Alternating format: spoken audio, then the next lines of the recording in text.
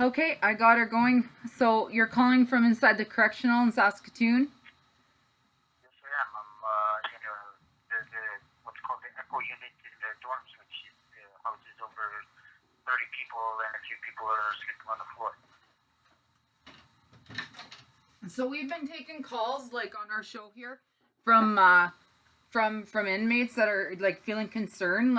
Would you like to tell us in your words like how are you feeling and what's like what are you seeing today? Now we've been confirmed there's an outbreak, right? Yeah. We've been watching on the news. Yeah. So now that it's confirmed, like what are you noticing? Like, are you noticing public health orders being obeyed? Well, let's see. When was the pandemic started? Was it's going on 8 months now, and we're just finally seeing face masks, and they just came on the unit and gave us face masks the other day. Yeah, so they've been dismissing public health orders for people in corrections now for 8 months, is what you're saying?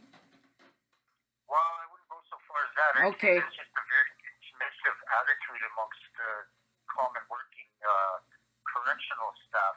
Yeah. I think it's the attitudes of some of the correctional officers. It's just they're very reluctant to even reach out and help inmates. So I guess it places the onus on us. Right. So you're feeling a sense of yeah, like who's accountable? Who do you turn to? Yeah, absolutely. I mean, like I just basically all the information that was given to us came from CTV News and the newspapers every day. So I guess I've been trying to advocate for the inmates, the collective group, a collective voice of questions that I would advocate to the ministry through letters. I wrote a letter to the corrections policing and the Minister of Corrections and Policing, Christine Tell, and a few other relevant entities trying to get questions answered, and to no avail. No. They don't want to. I don't know why. I don't know, but I think they should be accountable to the inmates that are in their care, at least providing us with information that could affect our safety and our health. I agree. And, you know, we've been digging. I've been doing some digging too and trying to get a hold of as many people who are supposed to be held accountable for corrections during a pandemic. And so I'm like, we're really happy here at the show that you guys are calling in. You're feeling comfortable to call in and talk to us. And we're getting this information out as quickly as we possibly can. It's very discouraging. And like, how are people feeling? Or like, without getting answers, it must be pretty tough. Well, for sure, like there's inmates, like it's kind of unifying inmates, and they're pulling together their resources, their 120-minute call, even though we're not allowed to share calls, to give us an extra 10 minutes. So we all click together and then we share, like we're breaking the rules by giving each other calls, but there's no other way, there's no other resources that they give us. So we pull together our resources, we stick together, and we support each other, because the onus is on us to stick together, and it's, the inmates share their collective attitude. They're not going to lay down, get sick, and die. They're going to take it into their own hands, and they're going to protect each other. And that's you. You know, you on the inside there are doing this collective action, are being more accountable than our own provincial government here. And like, we really appreciate it. Like, this government isn't supposed to be run just so you can dismiss people. Like, they're supposed to be held accountable to how citizens are feeling, like in the jails. Like, they're supposed to answer us. Well, absolutely. I mean, it's right on their doorstep. It's the highest rates of HIV infection, coupled with Hep C and vulnerable inmates here, overcrowding, and they're built on a model of suppression. Saskatoon Correctional House is, I think, 2/3 Aboriginal people. And so by failing to protect the common the inmates' health. They're failing to protect the institution, and therefore they're failing to protect the public. Oh, it's well said.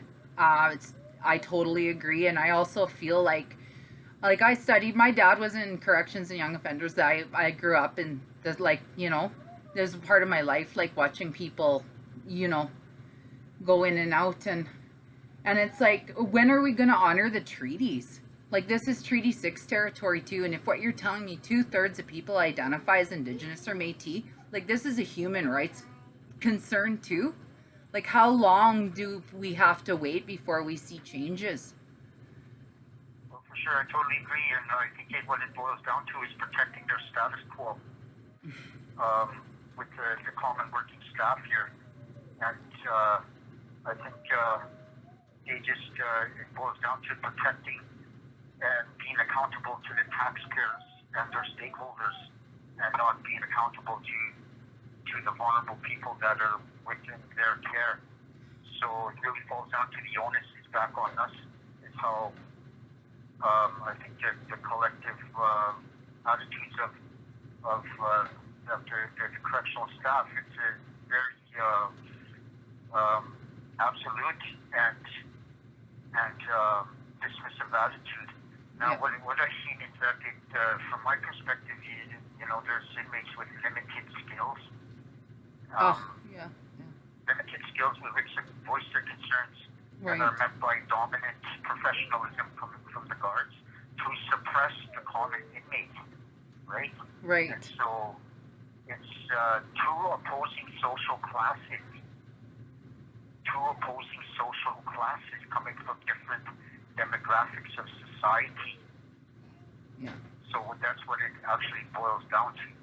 And, right? And so we're on the lowest, we're marginalized, right?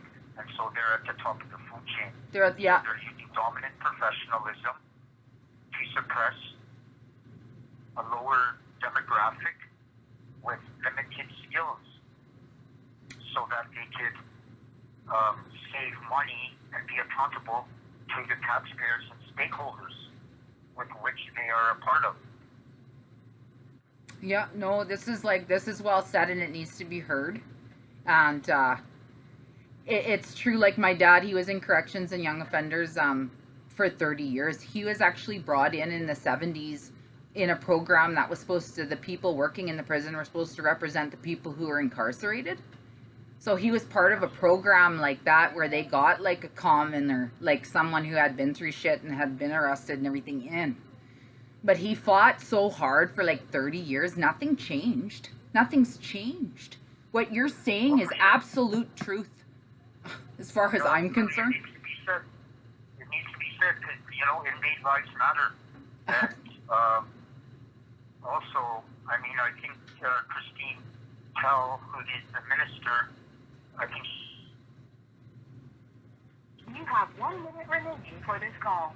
Failing the public safety, the public, by her slow response and her dismissive attitude and inaction. I think she should step down from the minister of policing and corrections, because this is not only the first time that she's failed. So I mean, she's facing a public health crisis. There's people with HIV, Hep C, and they get another virus. That's 3 viruses, and it's going to flood their hospitals and cost them even more money. Say her name again to me, loud and clear. Christine Tell, the Minister of Public Corrections and Policing. Well, we're gonna get that name out there. I know we only have a few 30 seconds, 20 seconds left. Like, we're gonna get that name out there. We're gonna get this trending, and we're going to be holding these people accountable as much as we can here on the outside. You have exceeded the allowable time for this call. Bye.